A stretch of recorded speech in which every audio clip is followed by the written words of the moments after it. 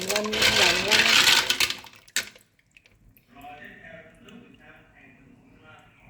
Nghêu nghêu sợ ốc hết. À, nghêu không? Nghêu. Nghêu à ha. Nghêu người Bắc gọi là ngao, mà đang hát người ta gọi là nghêu ngao. Hát nghêu ngao.